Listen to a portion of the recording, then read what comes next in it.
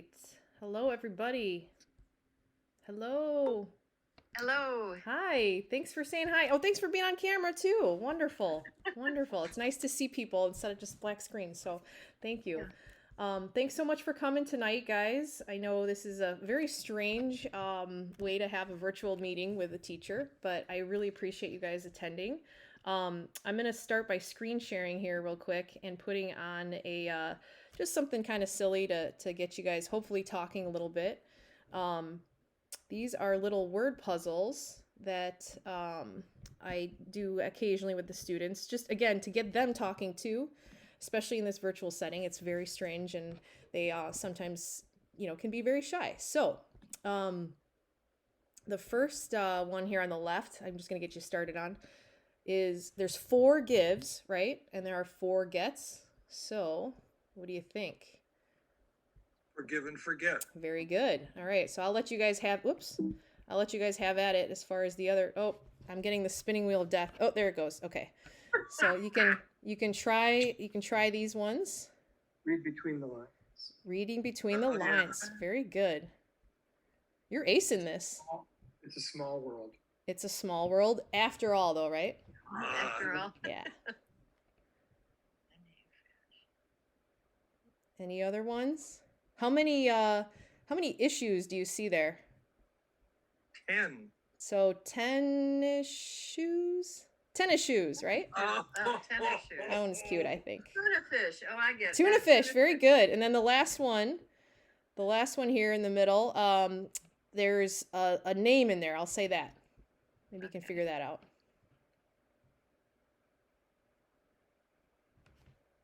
Do you see somebody's name? It's a boy's name, typically. Jack. Jack Mhm. in the Oh. Jack in the box. Very good. All right, good. So we got a little participation there. That's awesome. I've got to try to figure out how to get this screen bar here to the side so that I can see if there are more people trying to join. So I'm going to have to stop my screen share, I believe. Ay, ay, ay. Well, every time I think I'm a pro at this Zoom, something happens where I'm feeling not like a pro. So I actually left people out of the meeting. Like I was like just going on, and I thought I was just so funny, and I'm hitting all my jokes.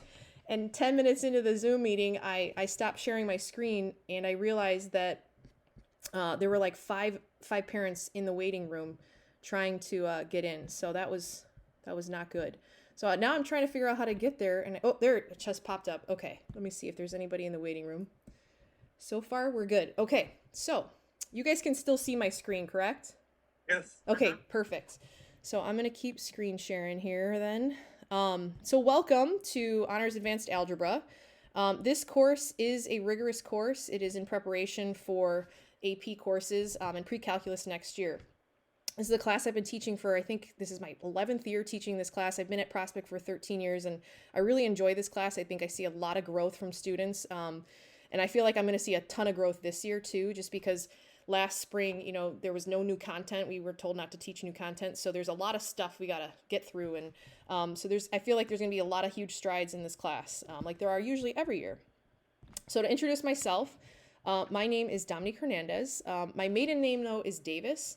And so in the district stuff, some of it is in Hernandez, some of it's Davis, but my email is dominique.davis@d214.org. So I know it's really confusing because on the schedule, I'm probably Hernandez, but in other places, I'm Davis. So I'm not sure why, but there's a couple pictures of me. One on the left is when I'm much skinnier. I had to include that one because the one on the right is more in line with what I look like right now. So I am 36 weeks pregnant. Believe it or not, I'm actually way bigger than I was in that picture, if you can imagine someone getting bigger than that. But I am currently very large. So I am going on maternity leave in roughly 4-ish weeks.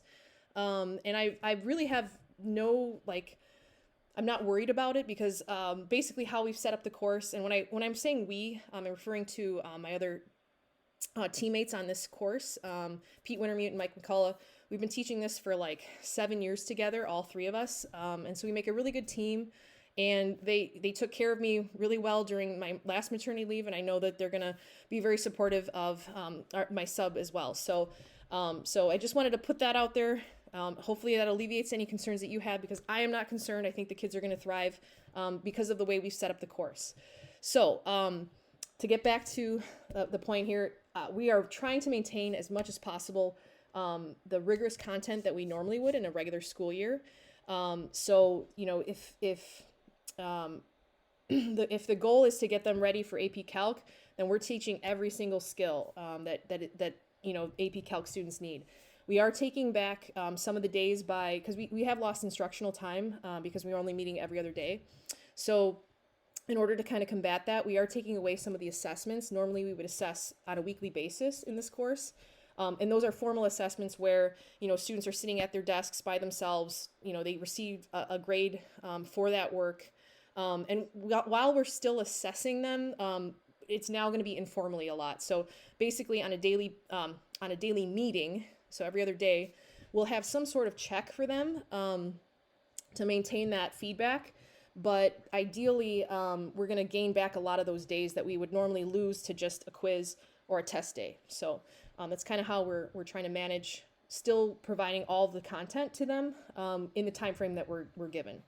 So we also use Schoology. Schoology is where I think most parents are familiar, especially since most of these kids are sophomores and juniors. So you should be somewhat familiar with the idea of, you know, Prospect using Schoology, because basically every course is using Schoology. And then of course Zoom. So, all right. If you're not aware already of what a flipped classroom is, this is how we are imagining how we are going to navigate this school year and deliver all the content that we need to. So in a traditional school year, traditional is kind of a weird concept because I don't feel like my classroom's traditional at all anyhow. It's not like how I grew up, where a teacher's writing on the board and I'm taking notes. You know, my classroom is very vibrant because students are always working together. They're asking each other questions. I'm walking around. I don't stay at the board and just, you know, lecture. So in a normal school year, we would flip our classes, and this is this year too is no different. So we really feel like this is the best way to deliver our content to the students. They will essentially be watching videos and digesting most of the lectures outside of class, and then they come into class, and that's where they practice with the help and support of both the teacher as well as their peers. So, so if you're not familiar with a flipped class, literally just think of lectures and homework reversing the order of it. So students are at home watching a lecture, and then they come into class to do homework. So again, this is how we feel like we are going to be able to get through the content, because our kids, to maximize their time really in class and to make them as productive as possible, we feel like the best way to use that time is to make them do things, to actually do things and practice things firsthand. I'm a coach, or I used to coach. And so I use like sports a lot as an example. Like, you know, if I were to watch somebody, you know, shoot a bunch of free throws, they could have perfect form, and I could watch and say, yeah, I totally get that. I know how to do it.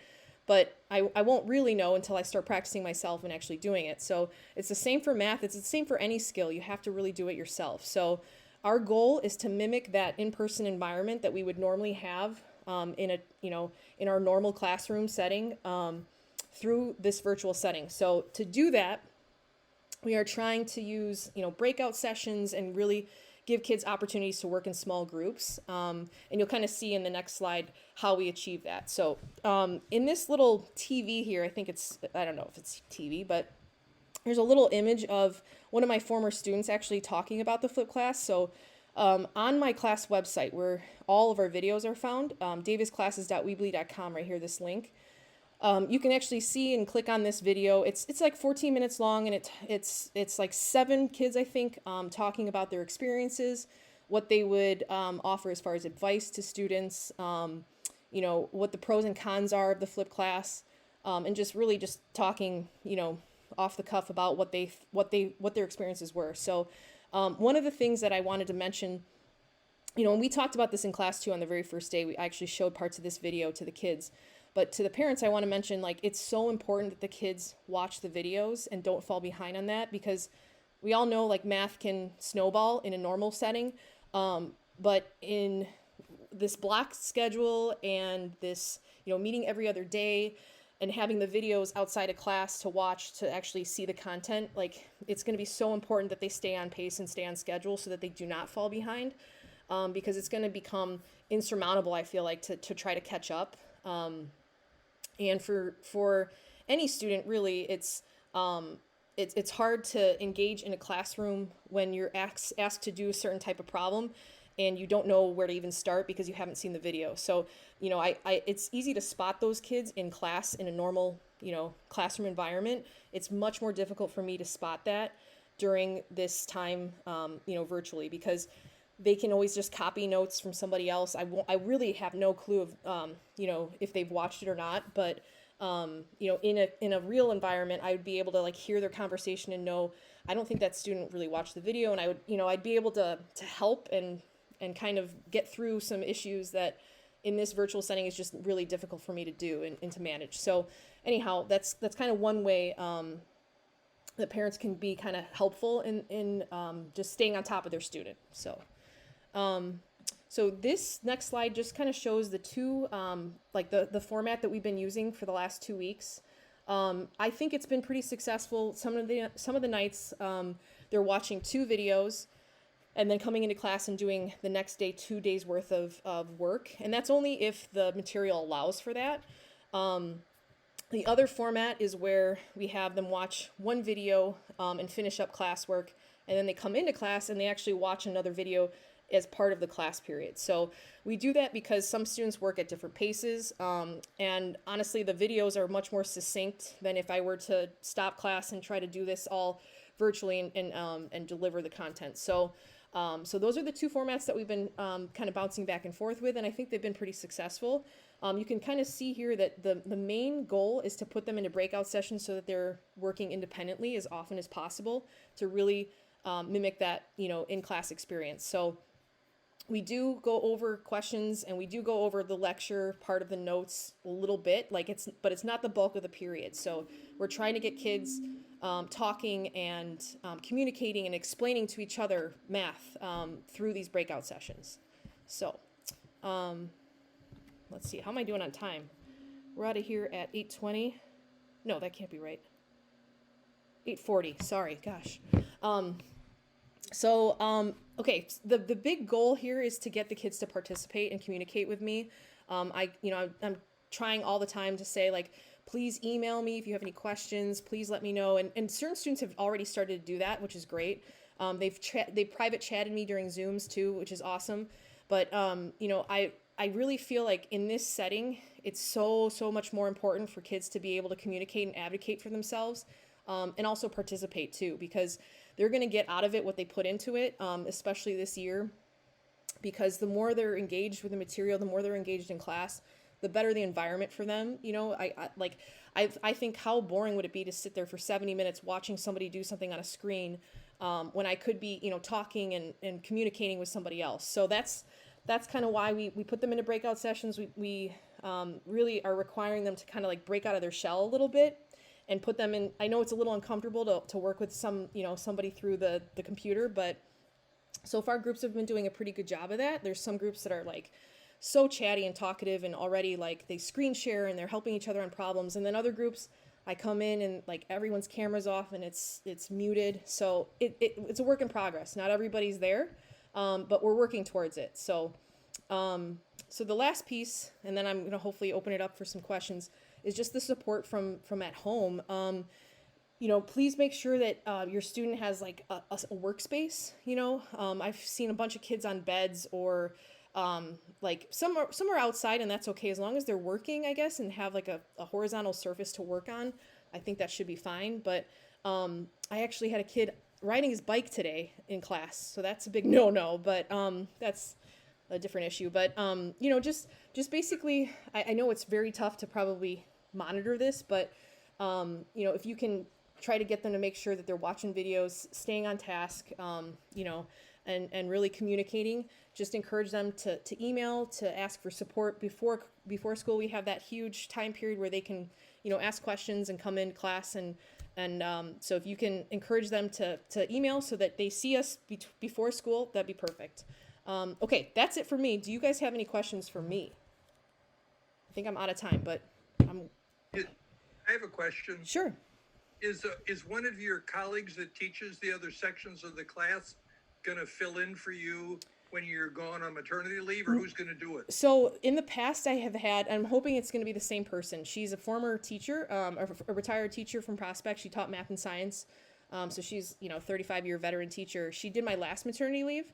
So they're still kind of working out. I don't know if she can work from home or not. I think with like health issues, it would make more sense for her to work from home. So that's kind of where we're at. It hasn't been officially approved, but that's who I'm hoping will be my maternity leave sub. Yeah, not just a sub off the street. Correct. Right. Yeah, okay. Yeah. Do you want to do it? Just kidding. Yeah. Yeah, right. Yeah. The only You don't class need to do I it. failed was math. No thanks. Alrighty. Any other questions? Okay. All right. Well, I won't keep you guys around. You only have a 5-minute break, so enjoy the rest of your evening, and thank you so very much for coming out. I really appreciate it. Thank you. All right. Thank you. Thank you. Bye-bye. Bye.